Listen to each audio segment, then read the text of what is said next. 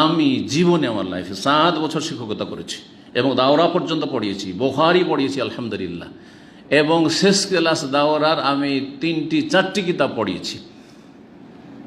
কখনো বিনা স্টাডিতে, সম্যক মোতালা যেটাকে বলা হয়, বিনা স্টাডিতে প্রস্তুতিতে ক্লাসে বসিনি।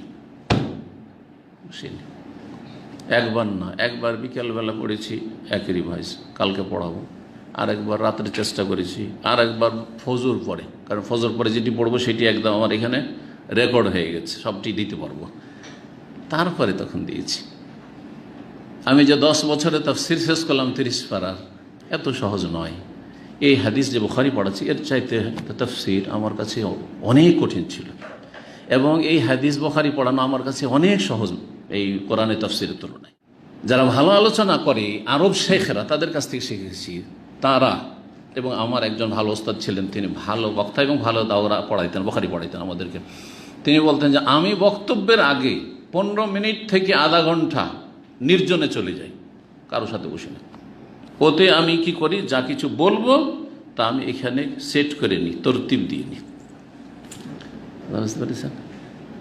যারা ভালো কিছু দিতে চাই, তো যাদের মধ্যে ইখলাস আছে যে আমি কিছু জাতিকে দিতে চাই, আমি কিছু মাদ্রাসায় আমার ছাত্রদেরকে দিতে চাই, এলেম দিতে চাই, তারা এভাবে মেহনত করবে। আর বহু ওস্তাদের কাছে আমরা পড়েছি, এবং বহু এইরকম ওস্তাদ এখনও পড়াচ্ছে, শিক্ষক পড়াচ্ছে। কোথায় পড়া আছে রে? হ্যাঁ, শুরু করে দিল।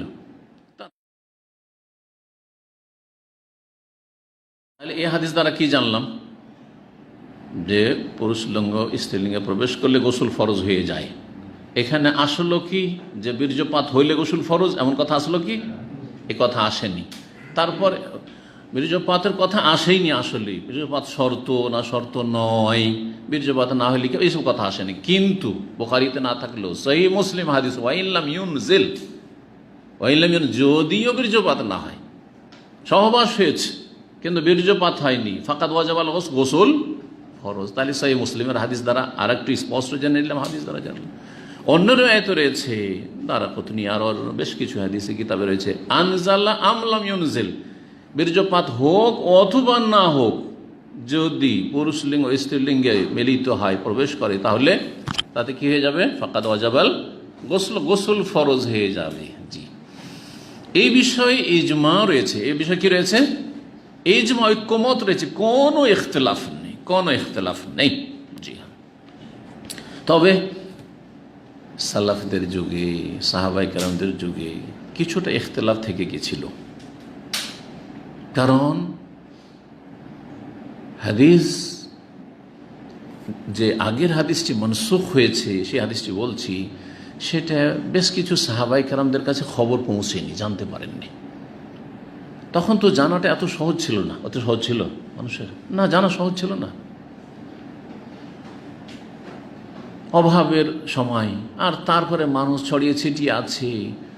যখন আসলো তখন নবী সাল্লাল্লাহু আলাইহি ওয়াসাল্লাম থেকে যেটুকু জানতে পারলো, আর বাকি যেগুলো ছুটে গেল।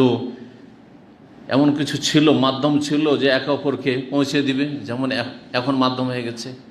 এই একটা আলোচনা শুনেই আমাদের অনেক ভাই আছেন। এক ভাই বলছেন, শেখ আমার কাছে 60টার মতো হোয়াটসঅ্যাপ গ্রুপ আছে, আমাদের যে অডিও, একজনে শুধু 60টা গ্রুপে পাঠায়। আর একজন আমার ছাত্র দায়ী, জাযাকাল্লাহ খায়র, শেখ সেনে, বলছেন, শেখ আমি এগুলো 20টার মতো গ্রুপে আমাকে অ্যাড করে রেখেছে, প্রত্যেকটাতে পাঠাই।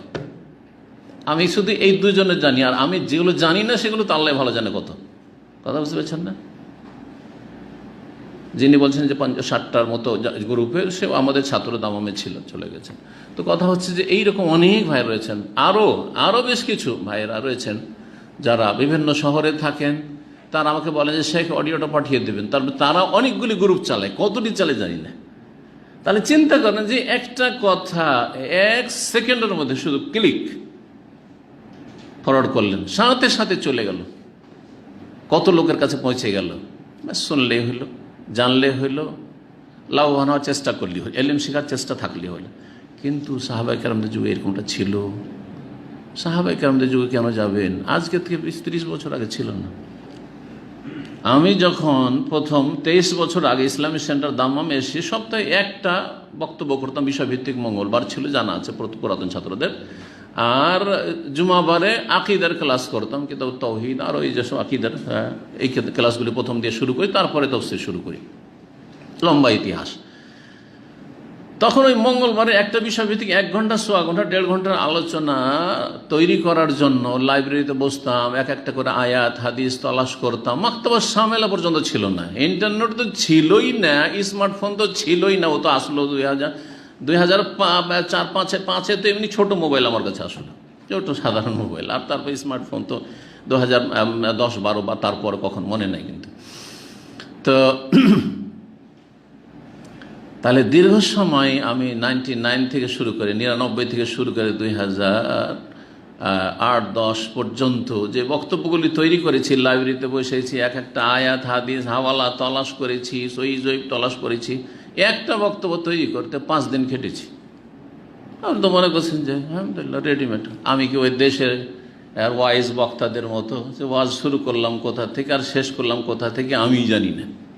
আর আগে থেকে আমি কোনো চিন্তা করি, যা মুখে আসলো তাই বললাম, হাসাইলাম, কানাইলাম, ব্যাস। এইসব তো করি না আমি কোনোদিন, আমার লাইফে জীবনও করিনি আলহামদুলিল্লাহ।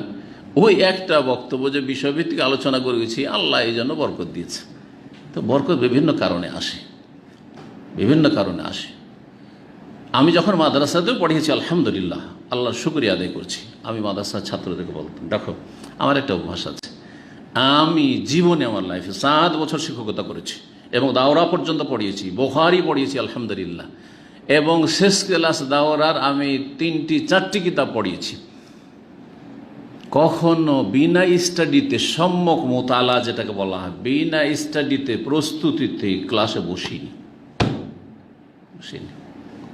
একবার না, একবার বিকেলবেলা পড়েছি, একই রিভাইজ, কালকে পড়াবো। আরেকবার রাত্রে চেষ্টা করেছি, আর একবার ফজর পরে, কারণ ফজর পরে যেটি পড়বো সেটি একদম আমার এখানে রেকর্ড হয়ে গেছে, সবটি দিতে পারবো। তারপরে তখন দিয়েছি। আমি যে 10 বছরে তাফসীর শেষ করলাম 30 পারার, এত সহজ নয়।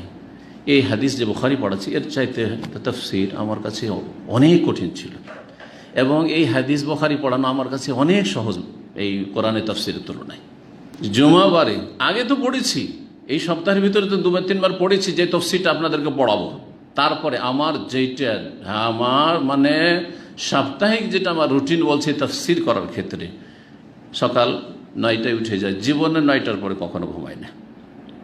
তার আগে 8:30 থেকে 9টার মধ্যে উঠে যাই, নাস্তা কিছুক্ষণের মধ্যে হয়ে গেল, আর তারপরে বা কখনো নাস্তায় বিলম্ব হলে আমি সাথে সাথে উজু করি, আর তারপরে বসে গেলাম 2 রাকাত সালাত আদায় করে, সালাতুদ দুহা, তারপরে বসে গেলাম আমি তাফসীর নিয়ে 2-3টা তাফসীর পড়ছি, বাংলাতেও পড়ছি। বাংলাতে শুধু তর্জমাটা দেখার জন্য পড়িনি, যদিও আমি তর্জমা করতে পারবো হয়তো, কিন্তু না, এইভাবে তর্জমা করি না। কখন আমি বাংলা অনুবাদ না দেখে আসি না, এতটুকু। আর আরবি তফসির তো মূলত আরবি তফসির পড়ি একাধিক। তফসিরটা পড়ার পরে তারপরে এখানে এসে তফসির করি 10:30টা পর্যন্ত তফসির পড়ে তারপরে মসজিদে এসে ঢুকি। জি, আর তারপরেও আপনারা দেখেছেন অনেকে যারা আমার অফিসে ঢুকেন আমার তফসিরের আগে অথবা দার্সের আগে, আমি বলি যে আপনারা ওইদিকে যান। কী জন্য বলি? অনেক হয়তো বুঝে না কী জন্য। আমি এই সময় একটু মানসিক প্রস্তুতি নেব, অথবা কোনো একটা কিছু দেখার হঠাৎ করে ভুলে গেছি, আমি একটু দেখব, তো আমি ফ্রি থাকতে চাই। যারা ভালো আলোচনা করে আরব শেখরা, তাদের কাছ থেকে শিখেছি তারা, এবং আমার একজন ভালো ওস্তাদ ছিলেন, তিনি ভালো বক্তা এবং ভালো দাওরা পড়াইতেন, বুখারী পড়াইতেন আমাদেরকে। তিনি বলতেন যে আমি বক্তব্যের আগে 15 মিনিট থেকে আধা ঘন্টা নির্জনে চলে যাই, কারোর সাথে বসি না।